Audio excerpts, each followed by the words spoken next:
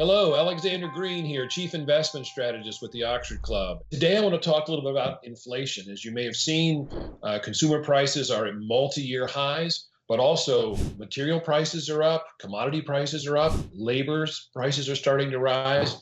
As a result, prices from the pump to the grocery store and elsewhere are going higher. And no one knows how long this is going to last. I won't waste any economic theories on you because no one's certain how bad inflation is going to be or how long it's going to last. However, you should have inflation hedges in your portfolio because it can wreak all kinds of problems on your returns. Now, first of all, remember that the most important thing for any investor is maximum long-term return after taxes and inflation. So inflation is a big deal, and there are a number of steps you can take to protect your portfolio and to capitalize on higher inflation if it continues and if it gets even worse.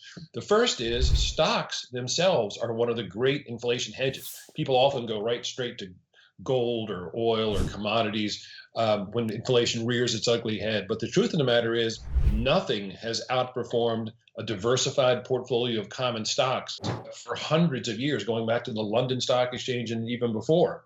Now, what kind of stocks? Well, obviously, certain companies tend to benefit from rising prices. Obviously, for instance, oil and gas stocks, that's a good place to be as an inflation hedge. Gold, obviously, is a traditional inflation hedge and does well when consumer prices are rising. So you want to own some gold, but you also want to own some blue chip gold mining stocks because, as Warren Buffett likes to say, gold just sits there. It doesn't do anything productive.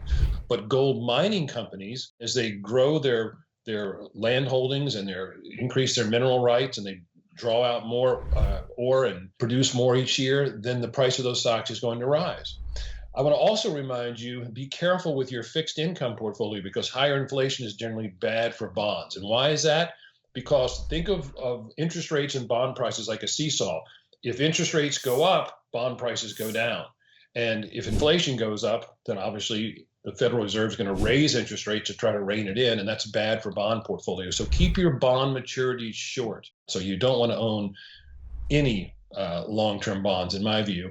And remember that there's a security that was invented in 1997 called Treasury Inflation Protected Securities that offer you a government guarantee that your principal will keep pace with inflation. So TIPS, that's what they're called, Treasury Inflation Protected Securities. So you want to own those. You want to keep your maturities short. You want to own stocks. And you want to concentrate some of those stocks in energy and gold mining, since those are some of the best areas for future inflation. And if you haven't subscribed already, please subscribe to this channel so you don't miss any of my messages from week to week. And I'll see you here next time.